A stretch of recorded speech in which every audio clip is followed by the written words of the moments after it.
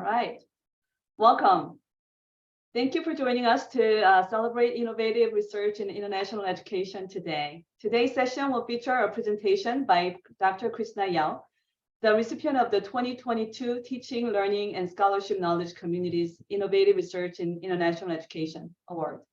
My name is Ji-Young Jang, and I am the current chair of the Teaching, Learning, and Scholarship, or TLS, Knowledge Community.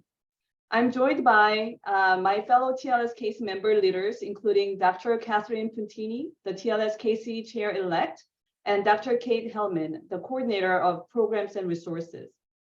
Many thanks also to Dr. Shanas Albert, the Associate Director of Research and Scholarship at NAFSA, for providing administrative support for this session and being a TLS KC staff partner. I now invite my colleague, Dr. Hellman, to speak about the TLS KC Award. Dr. Hellman. Thank you so much. Hello, everyone. Each year, the TLS KC celebrates and recognizes new and innovative research from any discipline that demonstrates a potential or proven impact in the field of international education.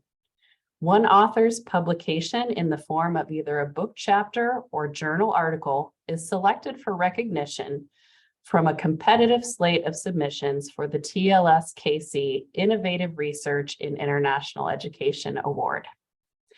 Submissions are now being accepted for the 2023 award, and we are pleased to be able to provide insights and answer any questions about the award or the award process.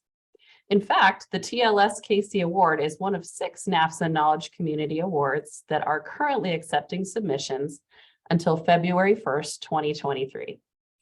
With the few exceptions, nearly everyone is welcome to apply or be nominated for this award.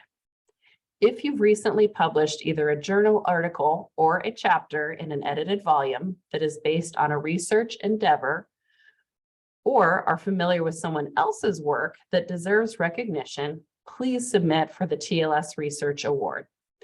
Full criteria for the award processes are available on the website, but basically the research should be applicable to the field of international education, impactful, innovative, and inform applied practice or contribute to international education scholarship that is considered useful to practitioners.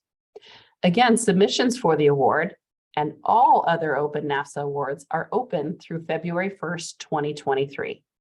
If you have any questions, there will be a dedicated Q&A period towards the end of today's event where you can ask them, or you can email us at tlskc@nafsa.org. Thank you, Kate. This peer-to-peer perspective event is designed to highlight innovative research relevant to the field of international education. Today, we're excited to welcome Dr. Krishna Yao to talk about her award-winning research. Dr. Yao is an associate professor of higher education and program coordinator of the Higher Education and Student Affairs Master's Program at the University of South Carolina. She is a qualitative researcher who studies undergraduate and graduate student engagement and learning in higher education. She operationalizes her research focus through 3 connected topical areas: international student mobility, scholar practitioner preparation, and transnational education. Dr. Yao is involved in several professional organizations, including vice chair for the Council for International Higher Education for the Association for the Study of Higher Education, and continued involvement with the Comparative and International Education Society. She also serves on the editorial board for several journals, including the Journal of Diversity in Higher Education, Journal of Student Affairs Research and Practice, and Journal of International Students. We're extremely pleased that Dr. Yao received the 2022 TLS KC Innovative Research in International Education Award for her book chapter, Global Positional Competition and Interest Convergence, Student Mobility as a Commodity for U.S. Academic Imperialism. You can read more about Dr. Yao and her many accolades and accomplishments in her profile on the NAFSA website. Any questions for Dr. Yao can be put in the chat, as we all will have time for Q&A after her presentation. Dr. Yao. Wonderful. Thank you so much. I am really excited to be here with everyone, and especially a big thank you to the NAFSA team who put so much hard work into this. And I just get to show up and talk, which is always fun. So today I'm going to briefly highlight a few takeaways from my book chapter that critiques how higher education commodifies globally mobile students and discuss some possibilities for why and how we must humanize our approach to this work. So when I talk about humanizing our work with globally mobile students, I always have to start with my beginnings, which always includes my parents. Many people ask me, you're not an international student. How did you even get into this research topic? So my mom, who is pictured here on the screen, she was an international student from British colonial Hong Kong to the United States. And this photo was taken the night before she boarded her plane to come to the US. I grew up hearing a lot of stories about my mom's experiences as an international student who really had to navigate the hidden curriculum of the educational system in the United States, despite being educated by French nuns in English during her childhood. So because of that, my interests are really based in my experiences as an Asian American woman who was raised in an immigrant household with many generations all living together, including my grandparents and aunts, that was really affected by issues of race, language, coloniality, and belonging. So all of this in combination with my professional background as a student affairs professional sparked my interest in the intersections of internationalization and global inequalities and how they directly affect students.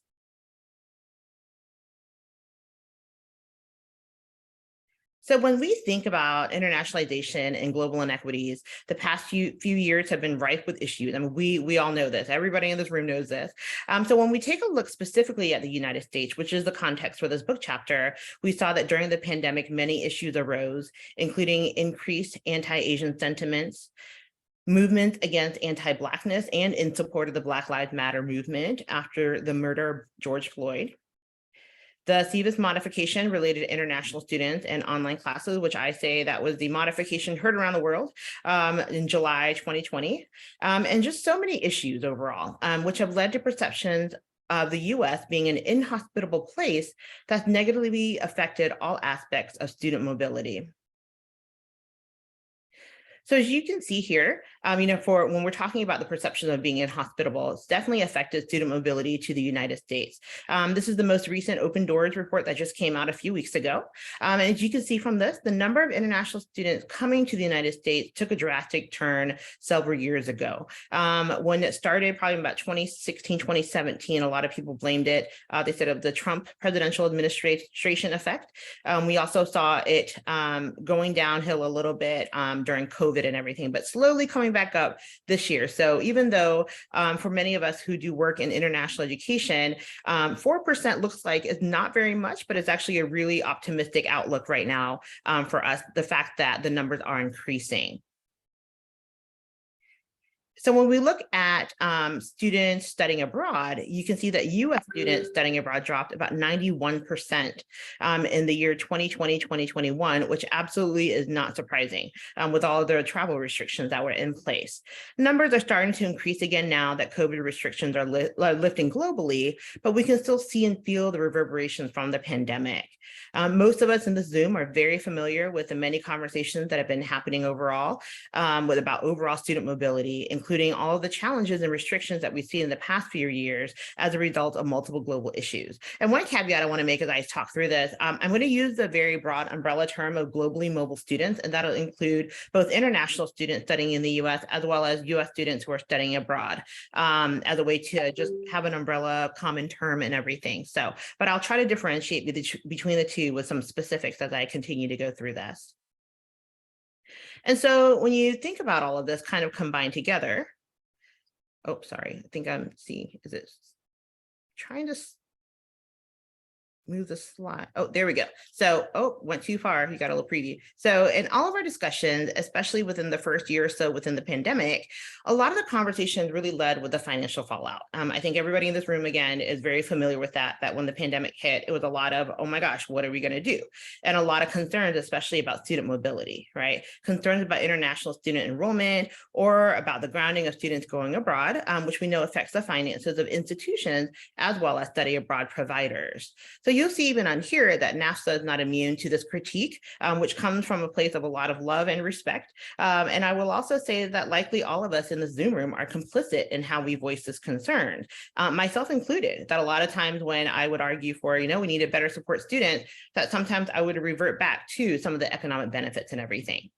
But the problem is that when we lead with economic benefits, it really brings a level of dehumanization when we focus so much on the economic piece, and the economic pieces, which are all to serve U.S. societal and institutional interests. And so overall, what happens is that this contributes to positioning students as cash cows, which is a metaphor used in business jargon to refer to something that yields high profits, yet requires limited initial investment. There have been many scholars who critiqued higher education as viewing globally mobile students as cash cows, which contributes to the overall dehumanizing rhetoric and social positioning of students. Yet the positioning of globally mobile students isn't anything new, nor did it only recently emerge from the pandemic. Rather, this discourse has actually been around for quite a while, and I addressed this in this book chapter that was published in 2021, yet I started writing it even before the pandemic started, and started writing it in the early summer of 2019. And so when you think about the timing of writing this book chapter, it highlights that although we treat the pandemic as a once in a lifetime acute issue that just kind of came out of nowhere and hopefully will never happen again, we can see that over the past 2 years, this acute issue, which is the pandemic, really illuminated many of the chronic problems that we've been seeing and facing in the world more broadly, as well as in higher education. So it's really an acute crisis as far as the human, climate, and political perspectives, yet it really brought up so many chronic things to the forefront, such as disparities with healthcare access, poor infrastructure for work flexibility, or how reliant we are on global student mobility for our bottom line in higher education organizations. So in this chapter that was written before the pandemic, I critique that cash cow discourse that positions students as imports and exports. And overall, this discourse allows the United States to maintain a global positional competition. Simply stated, positional competition is the idea of power struggles between groups to outperform or outdo others in order to gain advantage and stay ahead, particularly in a time of scarce resources. And so what happened during this time is that the students were considered resources, right? And there's that struggle to maintain that power.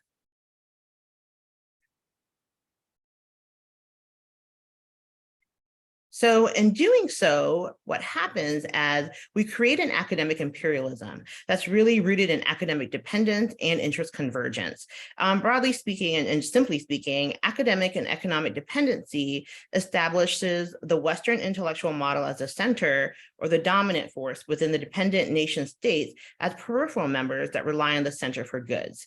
And in this case, it would be the United States in the center. And from a lens of interest convergence, there's a push for student mobility because the interests of the United States are served by the global mobility of students, which again benefits the United States through financial profits, global competition, and international reputation. So ultimately, the recruitment and enrollment of globally mobile students include issues of power, politics, and profit. And so now we come to the question. I gave you a quick overview of what I covered in the book chapter, but ultimately it comes to the question of how can we avoid the commodifying discourse and move towards a humanizing approach to our work with globally mobile students. So I have a few suggestions here. And again, this is where I differentiate between international students and students who are studying abroad. So related to international students, we know that the economic benefits of international students will always be an important factor for international higher education. We know that when we're talking to policymakers, we're talking to people in the community, that this is what gets people to change their minds and gets people to think that this is important.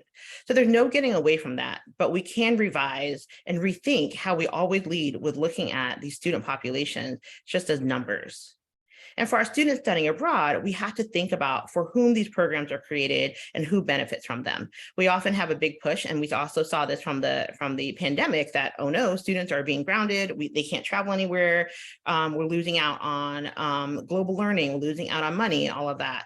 But we also have to think about who is study abroad created for, who does it benefit, and how do we get more students engaged in this process that we say that is really, really important as a high impact practice, especially in higher education. So in our very short time together, there's absolutely no way that I can give you a full rundown of everything we can do to humanize our work. And in fact, I actually really try to avoid doing that because it depends on each individual context. As in, your campus or organization that you work in is very unique, as is your student population. You have different priorities as far as, where your students go study abroad. You also have different populations and demographics of international students on your campus.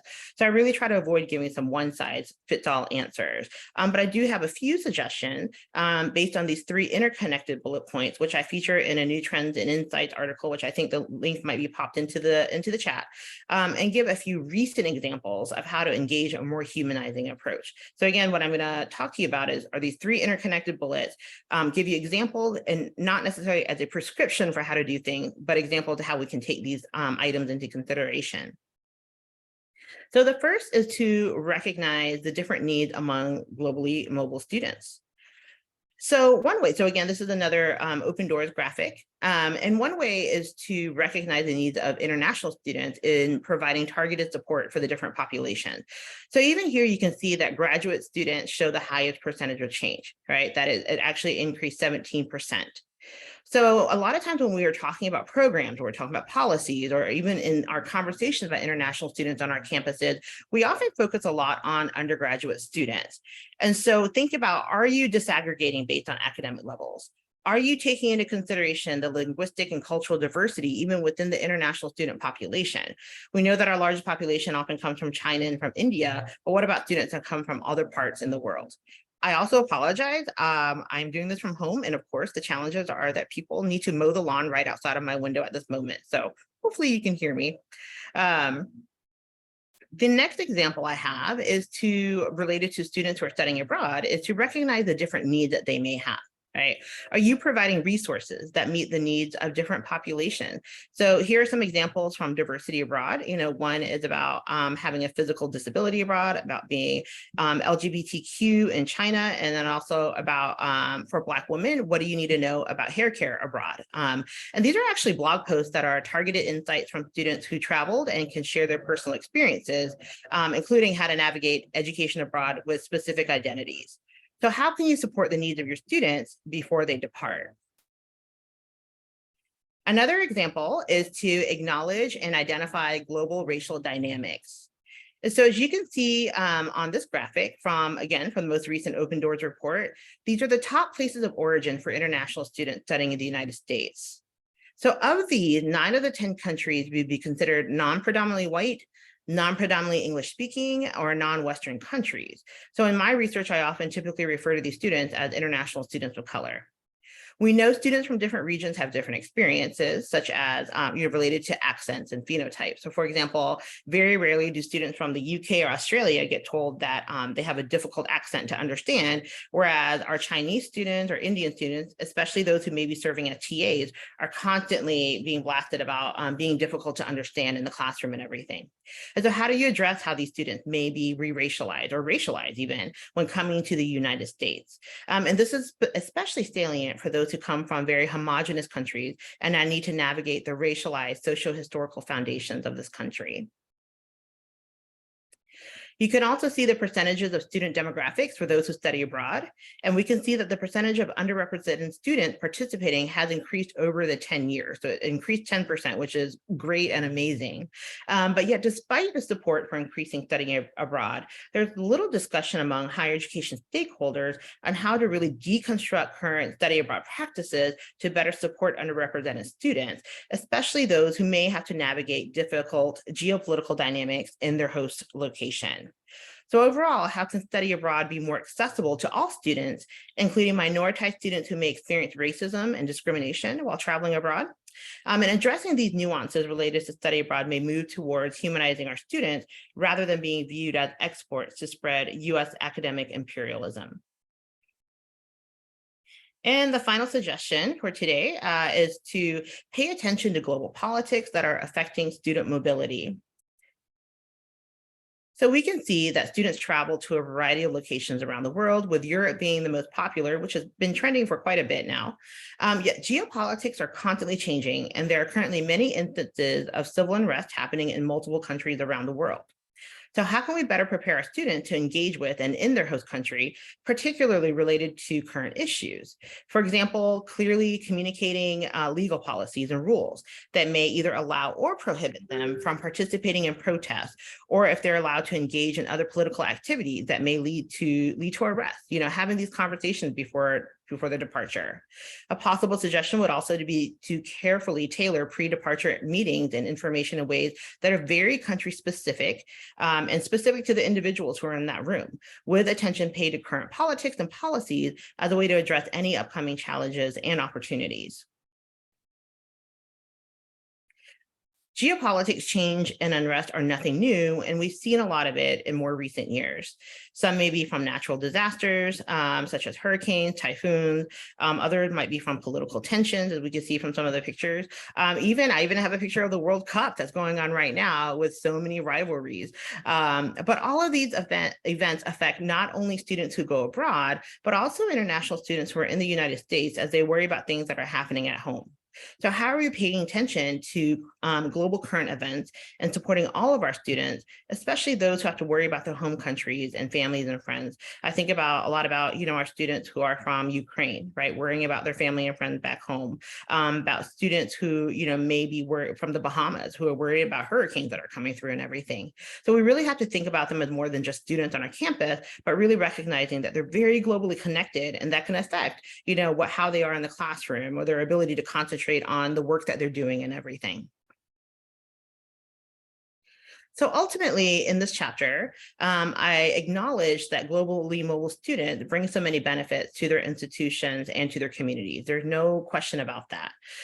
Yet higher education stakeholders have a responsibility to disrupt the chronic commodifying discourse related to globally mobile students.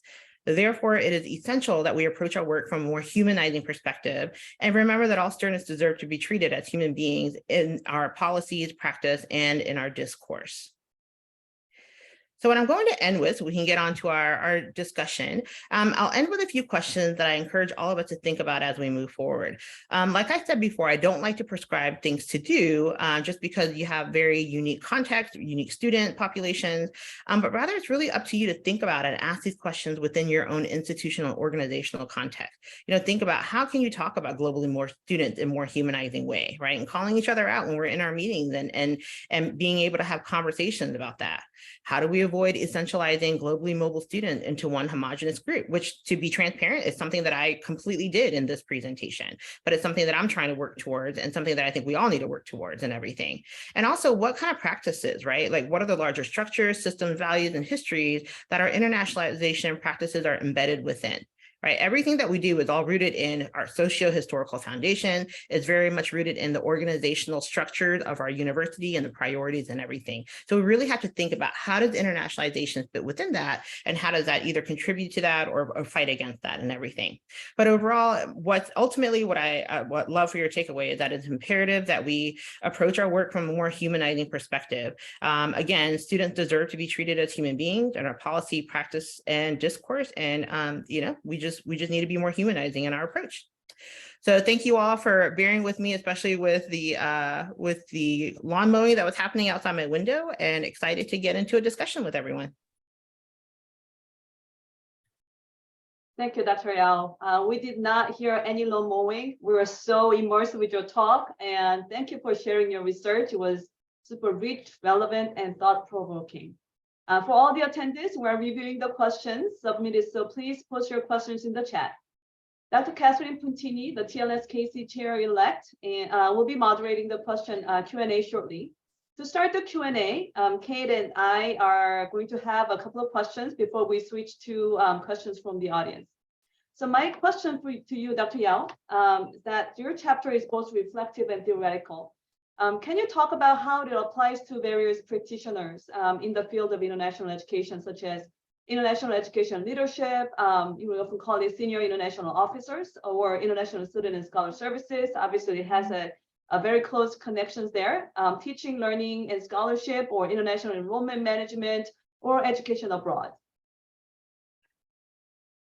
All right, that's a lot of people. And a lot of people to keep the university running. I love it. So, I think a lot of times when we think about theory, I think we often have a fear of it, right? Like, oh, here's this theory, it's kind of deep and it's all, like it's not very practical. How do we use it? And how do we actually apply it to the work that we do?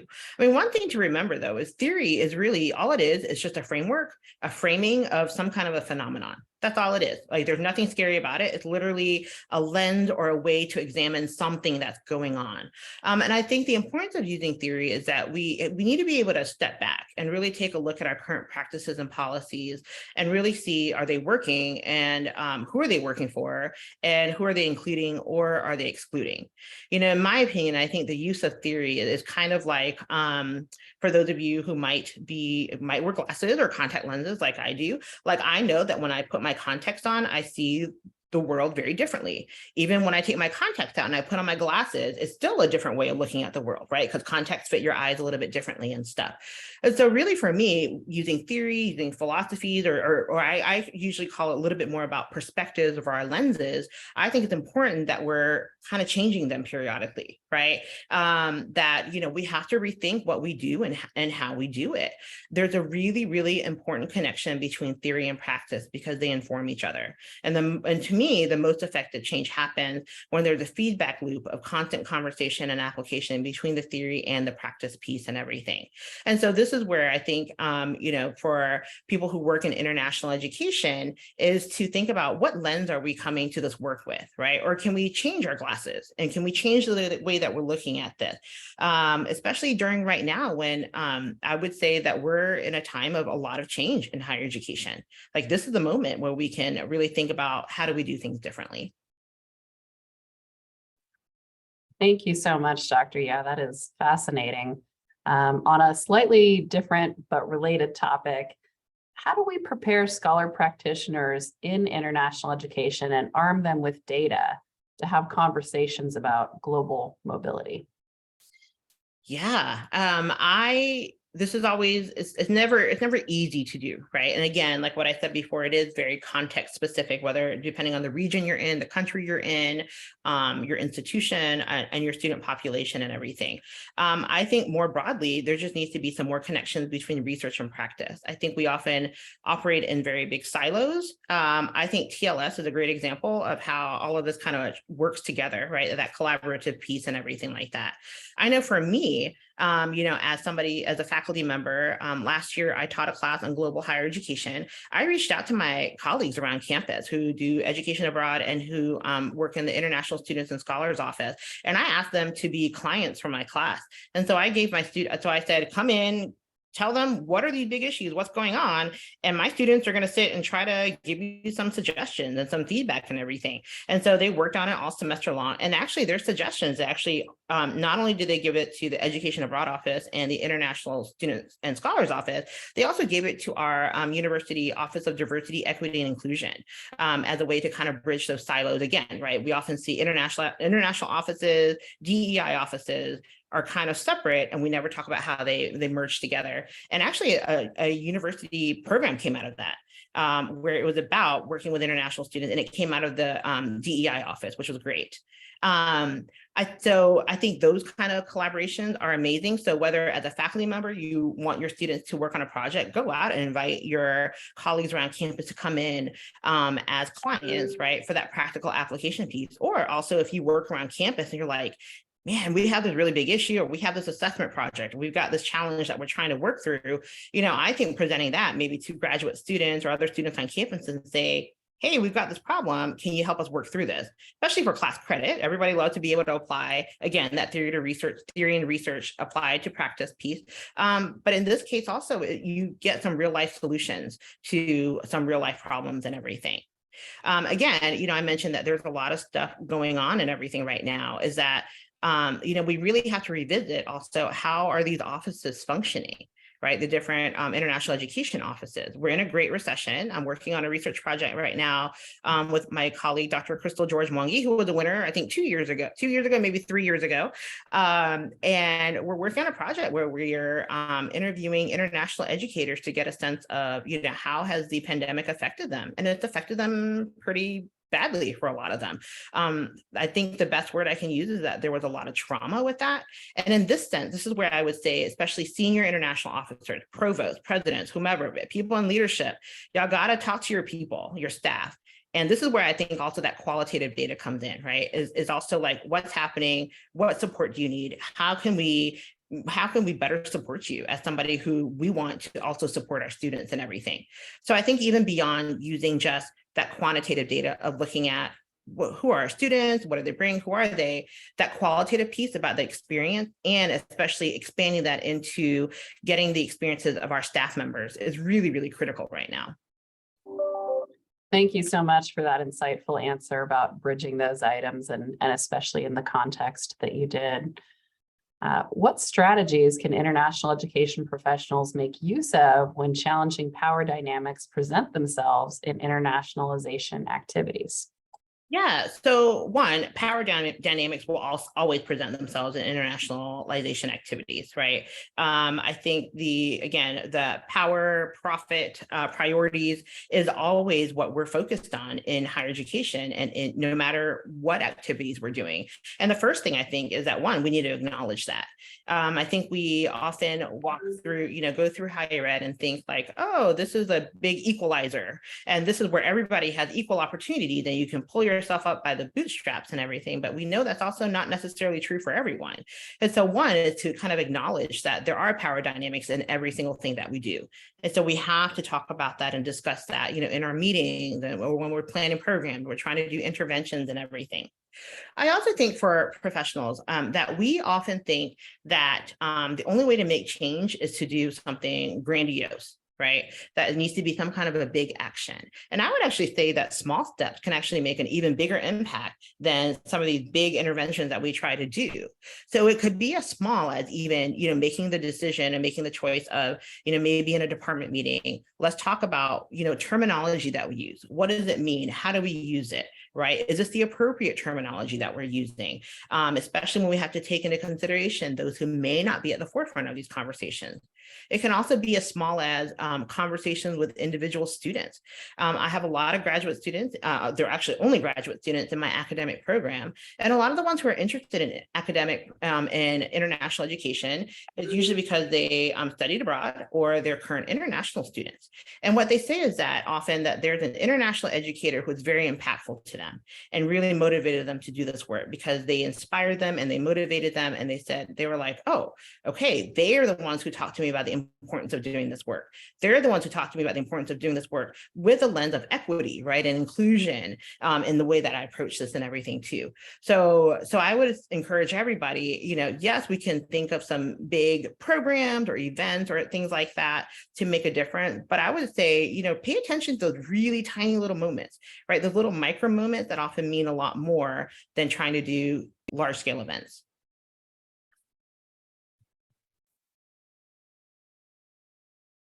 Thank you, Christina. We've got lots of great questions coming in from the chat, and we certainly encourage our participants to continue to add them. Let me share one of them with you, which was a question about first-generation college students. Many of our international students are first-generation college students. Could you share any thoughts about the policies and practices we could be using to support that particular subset of international students? Yes, actually, there was a small article that I wrote with one of my graduate students. I think it came out a couple of years ago in a Diversity Abroad publication where we actually make the argument that we need to consider all international students to the United States as first generation students because for many, they may be first generation students who are attending college, in their family and everything. But for most of them, they're likely to be the first generation to attend college in the United States. Right. And so to a certain extent, there's not a lot of differentiation between the two, just because the U.S. higher education system is so different, and there are nuances to it and everything like that. But I think that's where, again, the collaboration piece is so key across campus.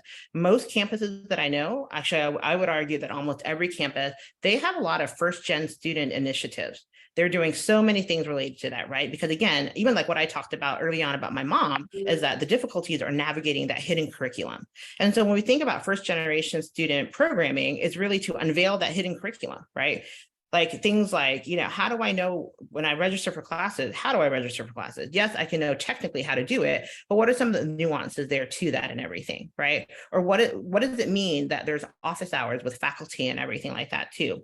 And so, I think we have to take that into consideration as well when we're thinking about that orientation and the preparation for new international students to the United States, is because, even office hours may be done differently in their home country, right? What they might be used to, maybe there aren't office hours. We also know that there's always like different level, like cultural dynamics when it comes to the interactions with faculty, cultural dynamics when it comes to how, with active learning or engagement or, more, how you do all of that in a classroom and everything.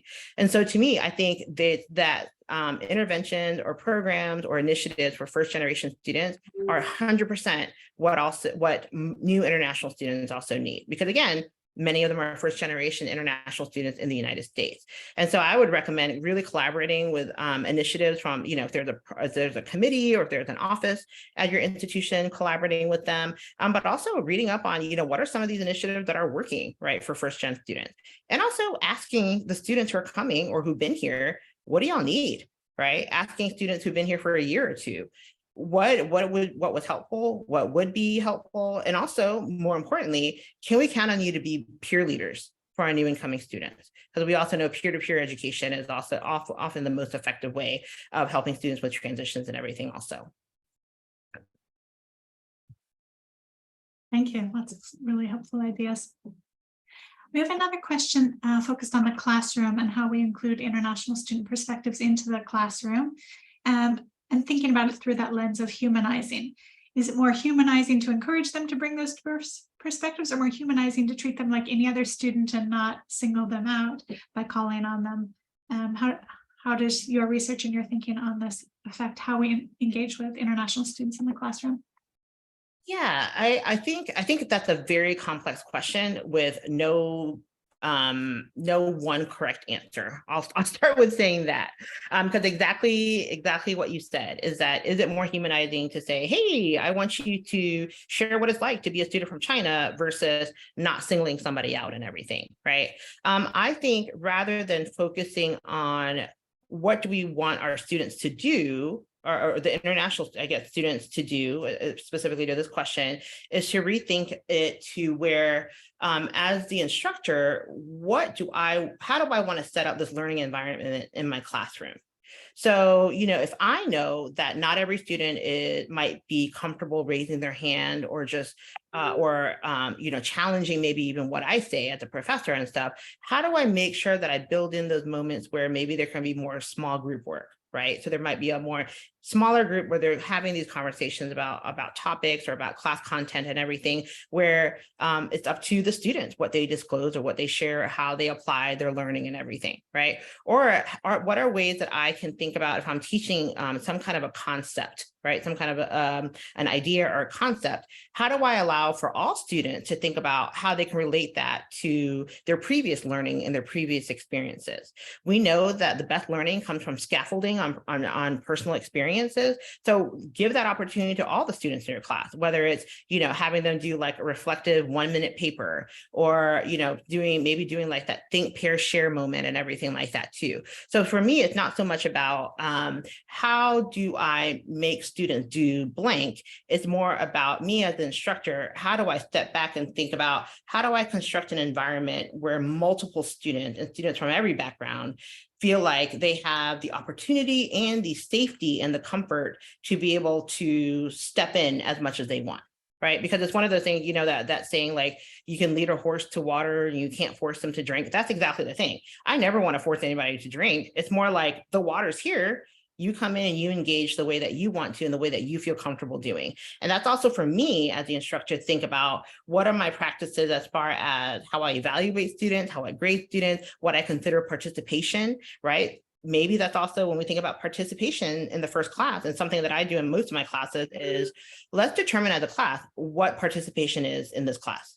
right? So that we all come to a mutual agreement and that we say, okay, we're going to participate. And here's a list of about 10 things that we count as participation, which maybe isn't always raising your hand and always like talking and stuff too. So those are just a few examples of things that I've found to be effective. Again, a complex question with a very complex answer, but just a few suggestions. Thank you. One of the other questions that's been posed is, should we establish metrics to measure and assess international student integration? Would that help with decommodifying? Or are there other practices we can use to promote social integration of international students? Yeah, so I would actually encourage all of us to maybe rethink integration, right? Because with integration, typically when we say we want somebody to integrate, what that happens is that I believe it's Bill Tierney, who's a scholar, who coined the term cultural suicide, that in order for me to integrate into your community or into this society, I have to lose a part of myself, which he calls cultural suicide, right? And so, you know, maybe our efforts aren't necessarily to have international students integrate to campus, right? And again, that also puts the onus of responsibility on the student, not so much on the student being, not so much on the institution being a welcoming place, but how do we reframe that into thinking about how do we make sure that we create an environment at this institution that is welcoming, that is supportive, and it honors all of our students, whether there are domestic students, international students, you know, however we want to determine that and everything. I think also a good measure might be, you know, think about like, do our students have a sense of belonging and a sense of connection? Right. So I think when you're talking about collecting data, you know, again, maybe not thinking about how do we collect data that the student has fully integrated, because the way that a student fully integrates is that they just kind of blend in with everybody else. Right. And I don't know if that's what we want to do, especially when we think about with international students. On average, international students come to the US and they study with us and stay with us 4 to 6 years. Right. So if we have a student and we say, oh, you're fully integrated and you're, you know, and I'll use my institution as an example, you're a Gamecock at the University of South Carolina. Well, what happens when you go home in 4 to 6 years? Right? Like if you fully integrated, that means you lost a part of yourself. That means you going home, like there's another, a different level of an adjustment that you have to make back. How do you reintegrate back into your home society and stuff? So I think, you know, when we think about the measurement piece, right, think about like sense of belonging. And that's where you can think about doing campus climate surveys. You can, you know, in that sense, if you're trying to get more quantitative data, it might also be where, you know, when students come, for example, and meet with an international, with an officer with somebody in the International Students and Scholars Office, is even having those informal conversations, because data is not always just numbers. Data is not always just surveys. It's also that qualitative piece, right? Of asking the question, hey, do you feel comfortable here? Are you doing okay? Do you feel like you belong? You know, like asking those types of questions and getting those answers, I think would probably tell you a lot more about the student experience versus sending out another survey that students may or may not actually take. So hearing more of that personal story, what's their narrative, what's their story, what's happening and everything, I think would be a lot more valuable. Thank you. Maybe one more question if we could.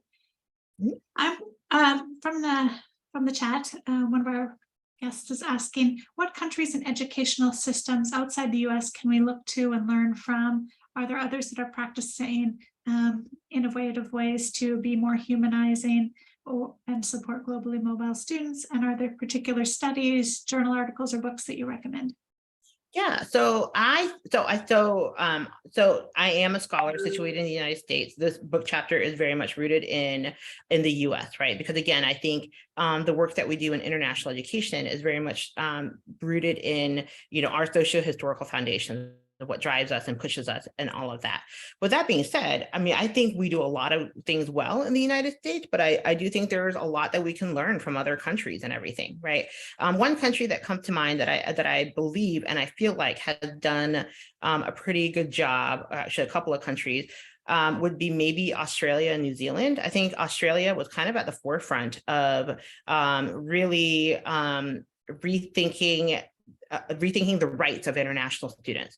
I believe there's a book called International Student Security that Simon Marginson wrote many years ago, but his research actually on the international student experience in Australia actually changed policies and laws in the country, right? Because he wrote a lot about, like students are being, the landlords are taking advantage of them and stuff, right? Like, but the students feel like they don't have a lot of rights or anything. And so I think we could even look at how did Australia kind of put some of these things into place.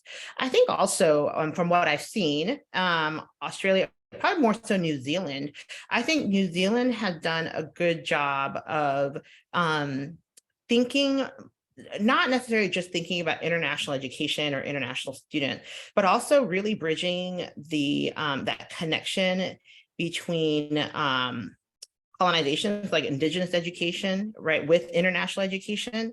I think a lot of times we think about those two pieces very, very separately, right? Like right now, I think in higher education, we're like, oh, we need to decolonize. We need to decolonize all of this, right? Oh, but we also need to become more global and think about how do we get more of a global presence and stuff. But very rarely are we thinking about how are we making these connections and how do we connect from that colonization? Because like the thing is, colonization, even when you think about, I'm going to speak again about the US, right? Internationalization has always been a part of the United States, right? The minute that people came over and started taking over land, I mean, that's colonization, that's an international influence, all of that. And so it's always been around, but how are we not making why are we not making those connections, right? Between the coloniality piece and the indigeneity piece, and then also the international global piece. Wow, that was super intriguing. And thank you again for wonderful questions and wonderful responses. I want to take this time to thank Dr. Yao for sharing her research and insights with all of us today. Before we close the event, we want to provide time for everyone attending to ask us any questions about the innovative research in International Education Award. Again, this award allows us to get together and talk about these very important topics at a length and in a deeper level. Submissions are now being accepted through February 1st. So if you have any questions, please ask them now or send them directly to us at tlskc@nafsa.org.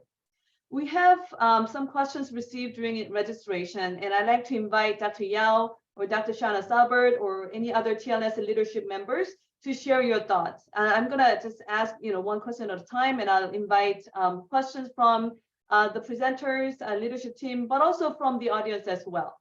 So if you wanna share your thoughts in the chat, that'll be great too. These are questions that are related to the research award, or maybe how to conduct research in general in the field of international education. So the first question is, what are some research needs in our field? Is there a resource for identifying gaps in research areas in our field? Is there a resource for identifying collaborators for research in international education? So there are a lot of different elements that are asked in that question. I'd like to welcome either Dr. Yao or other members of TLS leadership team to answer. I can kick us off really, really quickly, and then I would love to pass it on and hear from other people also. What are some of the research needs in our field? I think we need to think about how do we disaggregate student populations, right? So again, I mean, and I'm very guilty of doing the exact same thing. And even in this talk, in this conversation is, we often talk about international students as a very homogeneous population. We know that there's a lot of differences between students from China, India, Mexico, from Wales, like there's just a lot of differences. And we often talk about international students as one lump, very homogeneous population, and not think enough about what are the different unique needs. And I think scholarship is moving towards that direction, but we probably need to do that a little bit more. Same thing, even when we're talking about students who participate in education abroad, right? Like one thing that's a big conversation right now, and I think we've talked a lot about is, we want to get more underrepresented students to go study abroad. Well, what does it mean? What do you mean by underrepresented student, right? Are we talking about racially minoritized? Are we talking about gender? Are we talking about, students with disabilities, LGBTQ plus students? But really thinking about what student population are we talking about? And then also, why and how and everything. And then the third piece, I would also say the big gap is how are we bridging research and practice? I think that's a piece that we're, I'm involved with the Council for International Higher Education for the Association for Study of Higher Education. And we're talking a lot about that. Like, how do we make sure that the work we're doing is relevant to people who are actually doing the work? So Thank you so much for sharing that. And I would also add, for our colleagues that are here on this call, I encourage you to check out the Scholar Practitioner Resources Hub on the NAFSA website. That's a fantastic resource, along with the Global Studies Literature Review and the various networks for internationalizing teaching, learning, curriculum, and other matters. But really that gap bridging that Dr. Yao was talking about is so much of the functionality of the teaching, learning, and scholarship knowledge community. And a great way to start to get involved is to check out some of those resources. And I would invite folks to join us at the annual conference. We always have open roundtable sessions and dialogue around research and that question about how to find collaborators. There are many options, but that's one. Come network with us, find out what other people are interested in, and start making some of those contacts. Thank you. Related to what Dr. Yao has mentioned about student population, there was another question about, has there been any research done on options to help students study abroad, such as payment plans, support systems, study abroad? I think the financial, when we think about, helping our underrepresented, however you define it, to study abroad, oftentimes the barrier is the finance. And in the interest of, supporting underprivileged or underrepresented students to be involved in the global education, if there are any research done on that topic. I would actually pass this question to my good friend and colleague, Dr. Melissa Watley, who's on the call, who may or may not be ready to jump in and give some suggestions. But Dr. Watley done a lot of stuff related to study abroad, and probably knows a little bit more about what some of that current research is out there. I think, off the top of my head, when I think about maybe some journals where you could look through, maybe Frontiers, which is the Journal of Study Abroad. They have a lot of really good stuff in there, and a lot of very relevant and current research in there too. So I would definitely take a look at that. But Melissa, I don't know if you have something to add. Yeah, thank you. I wasn't able to unmute myself, so I wasn't sure if I was supposed to jump into this conversation or not, but someone gave me permission to unmute myself, so I can speak to this. So I've certainly seen research in this area increase pretty substantially over the past few years, at least from my perspective as a researcher working in this area. So Christina mentioned, for example, Frontiers, the study abroad focused journal. You can also look in general higher education journals. So journals like Research in Higher Education, Journal of Higher Education. There are pieces recently published in both of those journals that address these issues. I put in the chat earlier in the conversation, there's a special issue that just came out maybe a month ago of the Journal of Student Financial Aid that focuses on international education. And there are several pieces in there. One of them is about particularly a collaboration between the Office of International Education and the Office of Student Financial Aid, which might be useful to some of you. But there's other more general pieces about underrepresented students and study abroad that could be helpful. All of this said, I would encourage you to think about other barriers that students who don't traditionally participate in study abroad might encounter aside from the financial. Financial aspects are a piece of the puzzle, but it's not the whole puzzle. Finances often are a convenient excuse for not participating in activities like study abroad, both from the student perspective and from the practitioner perspective. I often hear people in our field say that, well, of course, students who are from lower income backgrounds, they can't afford to study abroad, so that's why they don't do it. And it's sort of used as a way to explain away their non-participation. But Christina showed in one of her slides earlier in her presentation examples of resources that can be provided to student populations who don't typically participate in study abroad. I particularly appreciated the one about, well, how do you find products to take care of your hair while you're abroad, right?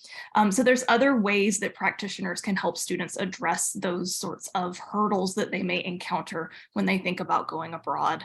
That are not necessarily related to finance, or if they are, it's tangentially related. So I've gone off on a bit of a tangent myself, but there's certainly work out there in journals like what we've mentioned in addressing ways that we can remove some of those barriers and hurdles for underrepresented students. So happy to chat further with anyone who would like to. Thank you. Unless there's more thoughts, the next question, do you think that small group or collaborative learning approaches can be considered as a valuable research trend in the attempt to further discuss internationalization of education systems? Is there any specific reading recommendations in this sense?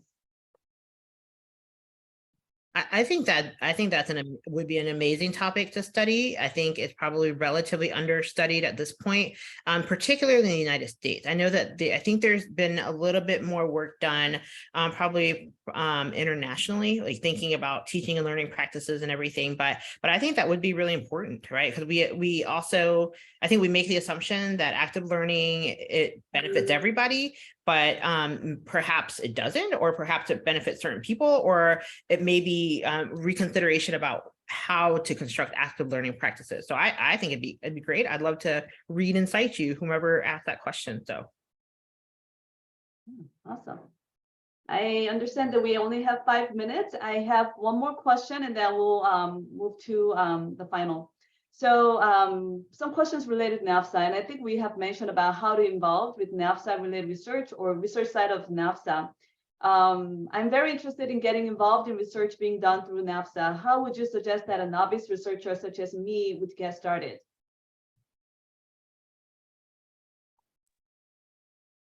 Well, I'm happy to kind of kick off a response to that question. And, we talked earlier about the fact that the nomination application process is open until February 1st, 2023 for the Innovative Research and International Education Award.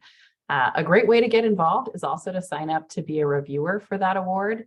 In addition to some of the other resources that we talked about, we've got these fantastic 3 networks, as well as some really wonderful resources on the Scholar Practitioner Hub and obviously research in the Global Studies Literature Review. But if anyone is interested in being a reviewer for the award, it's a great way for you to better understand the process, how it's evaluated, and as well to read some really amazing cutting edge research in the field of international education. I will toss my email in the chat. And if anyone is interested in reviewing for that, I'm really hoping you'll connect with me. Time commitment is nominal and the reward will be great. Thank you, Kate. Perhaps I will couple that with a follow-up question, maybe not necessarily related to NAFSA particular, but in general. How would one, start out in the field, and if you want to share your work or collaborate with others on research project, how do you get started? If you want to share your work with others or maybe start collaborating. I can kick us off real quick. I mean, I think sometimes the best collaborations are just, you go up to somebody who you've had a conversation with and that y'all have a similar research interest or a scholarship interest and say, hey, I'm interested in doing this. Would you be interested in collaborating on this? Right. I think that is a great way to do it. I think about, especially if you're trying to write or publish something, what outlet makes the most sense as far as, are you trying to do a big empirical study where you're collecting data, doing the analysis and everything, so you're submitting to a peer-reviewed journal? Are you looking at maybe writing an opinion piece, right, or a perspective piece that might be more suitable to maybe something that's a little bit more of like an academic or a practitioner magazine? And so I think coming to that decision of like, where do we want to put this, and then getting together and literally just start, talking it through. And a lot of times for me, I think what helps too is starting with a presentation. The fact that you have to sit there and write a proposal to present at a conference, you're already putting words on paper and it forces you to put stuff down. And then a lot of times after you present, you keep that going, right? What's the next step? Okay, well, now we want to write a paper or write an opinion piece or whatever about that too. So I think doing that, whether it's NAFSA or another conference, I think is a great way to do it. I want to perhaps add that within TLS, there are a number of networks that have researchers and scholars and practitioners with similar topic interests. And there's a particular network called the Research and Scholarship Network where you can share your ideas, you can share some new thoughts, and then there are people who are always wanting to give feedback and ask questions and maybe follow up for the collaboration. So just take advantage of those networking opportunities as well. They are virtual and it's open to to you all. So I want to thank you everybody for joining us today. What a conversation, and so insightful and so informative. I want to say thank you to Dr. Yao for giving us a lot of those ideas that we want to really take home and really think about how to change our narrative and our approaches to our international student population, but also in general, our internationalization efforts. Don't forget to submit an application or nomination for the 2023 Innovative Research in International Education Award. Again, the due date is February 1st, 2023. This recording of today's session will be available soon on the NAFSA website. Thank you, everybody, and have a wonderful day.